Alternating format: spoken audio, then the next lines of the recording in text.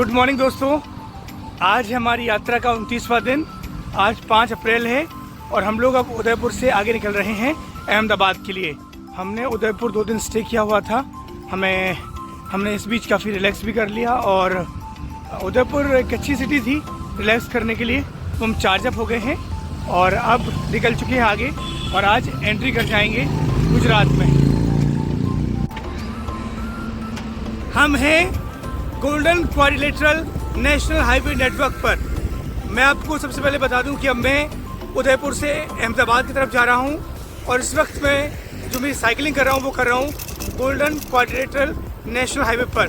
जैसा कि आप इसके नाम से समझ गए होंगे, इस हिंदी में से स्वर्णिम चतुर्भुज नाम से भी जाना जाता है। उसका कारण है क्योंकि ये जो हाईवे है, ये जो पूरा नेटवर्क है, वो हमारे देश के 4 प्रमुख महानगरों यानी दिल्ली, मुंबई, चेन्नई और कोलकाता से जुड़ा हुआ है।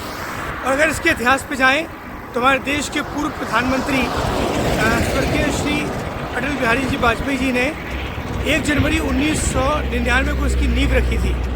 और इसका जो मकसद था इस क्वाड्रिलेटरल हाईवे नेटवर्क को डेवलप करने का, वो ये था कि जितनी भी मेजर सिटीज़ हैं उनके भी जो ट्रांसपोर्टेशन है वो फास्ट हो जाए, चाहे वो कृषि का हो और जो पोर्ट्स हैं हमारे, चाहे वो चेन्नई में हो, गुजरात के हिस्सों में हो, मुंबई में हो और उनका जो कोलकाता में हो, उनकी जो माल की सप्लाई है वो फास्ट हो जाए। और इसे कंप्लीट करना था 2006 में, लेकिन आपको पता ही हमारे देश के जो लॉज हैं, so due to land acquisition की वजह से ये लेट हो गया और फिर ये कंप्लीट हुआ जनवरी 2012 में। यानी इस हाईवे को बनने में करीब 13 साल लगे। और ये जो स्वर्णिम चतुर्भुज हाईवे है, ये उदयपुर और अहमदाबाद से होकर भी निकलता है। सो मैं इस वक्त इसी पर चल रहा हूँ और उदयपुर से जो अहमदाबाद की दूरी है वो करीब है 250 किलोमीटर। और चलिए मैं आपको दिखाता हूँ कि ये कितना सुंदर सा हाईवे है। और अभी मैं चल रहा हूँ अरावली हिल्स के बीचों बीच।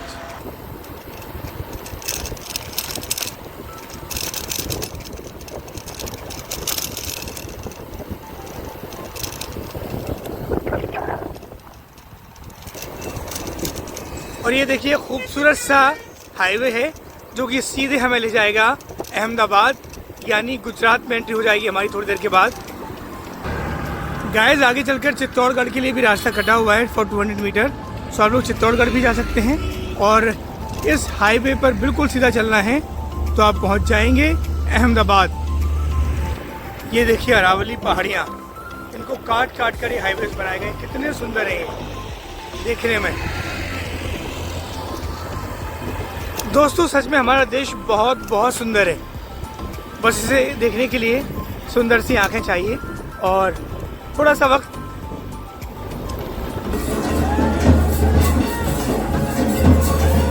Resuming ride.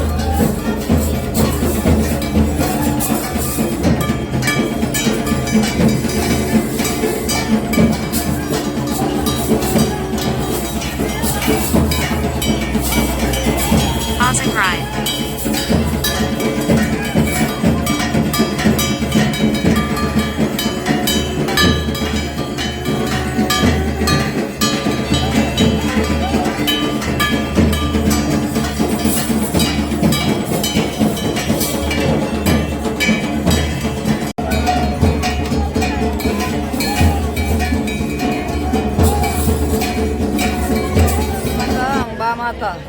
अम्बा माता का ये प्रोग्राम है, मेला हर साल 11 में लगता है। और ये कौन सा समाज है जो इस त्यौहार को मनाता है? ये आदिवासी। कौन से आदिवासी हैं ये? आदिवासी भील आदिवासी। भील आदिवासी हैं जी। और ये जो महिलाएं इस तरीके से नृत्य कर रही थी, इसका क्या महत्व है? ये मतलब ये किसकी साया है, क्या है, किसके ऊपर क्या है, इसीलिए ये बाजा बजते हैं ना, वो इसके ऊपर भाव आ जाता है। मतलब बुरी आत्माओं से माता रानी दूर कर। हाँ, इसका वो हो जाता है।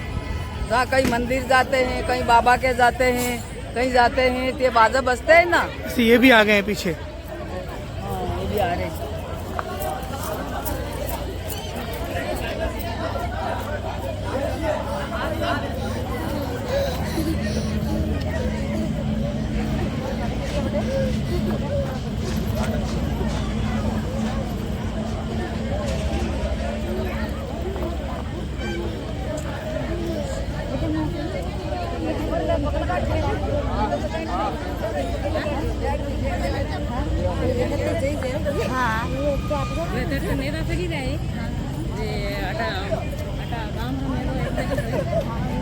हम बढ़ रहे हैं अहमदाबाद की तरफ आगे और हमें मिली हैं ये जावर माइंस।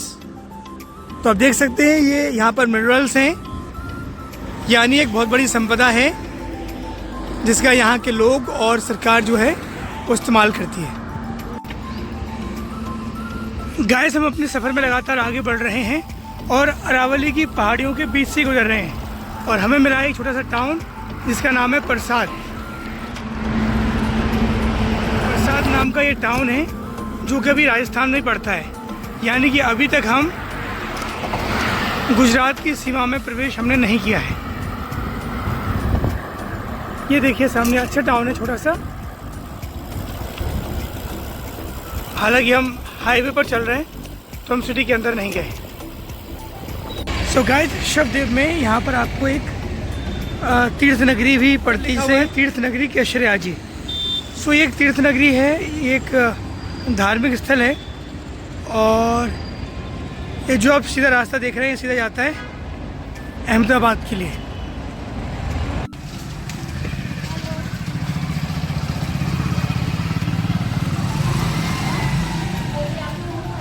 एक बजना में 1 मिनट बाकी, 1 बज गई है। देखो घड़ी हो तो बराबर। सूरदास है ना, ब्राह्मण है, दिखता बिल्कुल नहीं है, 40 साल से। आप घर के क्या करते हो? गाली है, काम क्या करते हो आप? टाइम तो भगवान के आस पास में करना है, टाइम पास। जीवन से ये कैसे निकालते थे? ये जो भक्त लोग आप जैसे कोई देते हैं ना मेरे को, हाँ, लो महाराज 10 रुपये चाय पीना।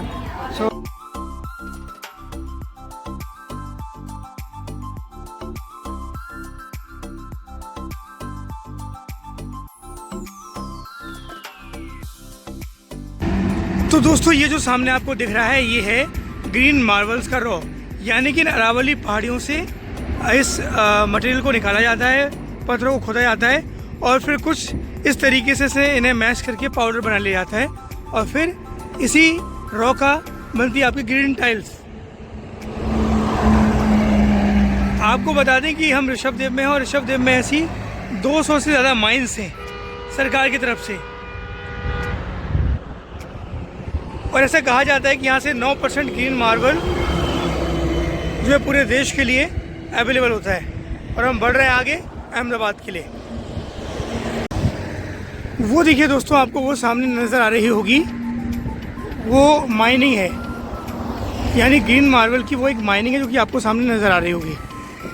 दोस्तों, हम पहुँच गए हैं खेरवाड़ा टाउन जो कि उदयपुर ज़िले में ही पड़ता है और अब हम गुजरात की सीमा से करीब 35 किलोमीटर दूर हैं, यानी 35 किलोमीटर चलते ही हम प्रवेश कर जाएंगे गुजरात में।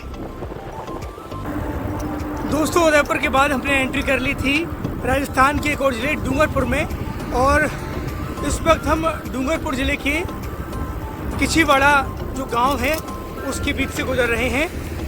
आपको बता दें कि आदिवासी इलाका है और संभवतः डूंगरपुर ज़िले का ये आखिरी गांव भी है, और अब हमें कुछ ही किलोमीटर बाद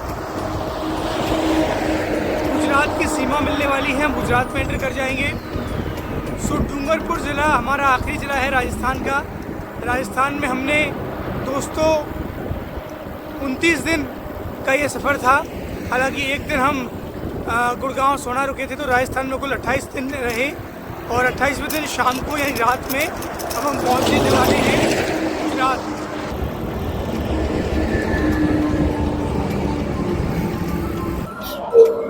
दोस्तों, 8 मार्च को दिल्ली से शुरू हुआ ये सफ़र राजस्थान में पूरे 29 दिनों तक चला और अब ये सफ़र राजस्थान में ख़त्म हो रहा है। मैं अब एंटर करने वाला हूँ गुजरात में, जो कि मेरा अगला स्टेट होने वाला है। लेकिन मैं आपको सच बताऊँ तो राजस्थान के सभी लोगों को बहुत बहुत धन्यवाद।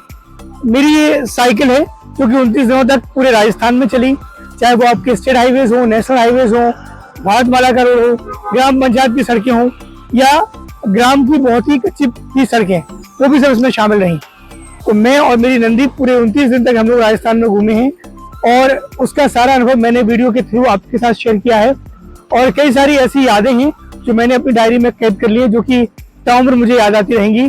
So thank you so much again for Rajasthan. और अब एंट्री करने वाले हैं गुजरात में। और ये देखिए दोस्तों, यहाँ से गुजरात पुलिस की सीमा शुरू हो गई है यानी पीछे था राजस्थान का थाना और अब यहाँ से आपकी सेवा में हाजिर है गुजरात पुलिस। सो दोस्तों, आज हमारी यात्रा को 29 दिन पूरे हो चुके हैं और अब हमने एंट्री कर ली है गुजरात में। मैं इस वक्त गुजरात की सीमा में खड़ा हुआ हूँ। कुछ ही पल पहले मैं राजस्थान में था और अब मैं आ चुका हूँ गुजरात की सीमा में। मेरे पीछे गुजरात की जो सीमा है, यहाँ पर गुजरात पुलिस है जो कि चेकिंग कर रही है। और अब हम आज हमारा जो स्टे होने वाला है वो होने वाला है शामलाजी में, जो कि यहाँ से बस आई थिंक 10 किलोमीटर के आसपास ही बचा हुआ है। तो दोस्तों, गुजरात में एंट्री हो गई है। ये हमारा वैसे तो दिल्ली, हरियाणा, राजस्थान और गुजरात वैसे ही चौथा स्टेट है, लेकिन मैं चूँकि दिल्ली से चला था और हरियाणा में वापस भी जाऊंगा, हरियाणा मेरा रिपीट होगा। हरियाणा में ज़्यादा मैंने कवरेज की नहीं थी, तो इसे मैं तीसरा स्टेट ही मान के चलूँगा और वैसे दूसरा। सो गाइज, शाम के 6 बज चुके हैं और मैं आपको बता दूं कि पूरी थकावट दूर हो गई है, क्योंकि जब मैं बॉर्डर एरिया पर जैसी चेकिंग करा रहा था, वहाँ पर पुलिस वाले खड़े हुए थे, उनसे हाय हेलो किया तो इतने वेलकमिंग थे सब लोगों ने, ऐसा स्वागत किया, बहुत अच्छे से बातचीत करी, पानी पिलाया, फिर जूस के लिए, चाय के लिए पूछा। तो मैं अभी चाय पीता नहीं हूँ, जूस पी चुका था, तो मैंने कहा नहीं सर मैं जाने वाला हूँ। तो बहुत अच्छी फिर एकोमोडेशन बताई कि आप यहाँ स्टे कर सकते हैं, जानकारी दी और वेलकम किया मेरा गुजरात में। सो दिन भर की जो थकान थी वो दूर हो गई, क्योंकि जब आप यात्रा करते हैं और जैसे आपको अच्छे लोग मिलते हैं जो आपको अप्रिशिएट करते हैं, तो दोस्तों यकीन मानो आपकी जो एनर्जी है वो दुगनी हो जाती है। और ऐसे ही कुछ इस वक्त हमारा हाल है और अब नाइट स्टे शामलाजी में। दोस्तों, गुजरात में घुसते ही ना एकदम मन प्रसन्न हो गया। और ये देखिए आसमान कितना खूबसूरत और खूबसूरत है, लाइटिंग, मज़ा आ रहा है। बस शामलाजी बचा हुआ है यहाँ से 5 किलोमीटर और हम अपनी आज रात को रुकने वाली डेस्टिनेशन पहुँचने वाले हैं।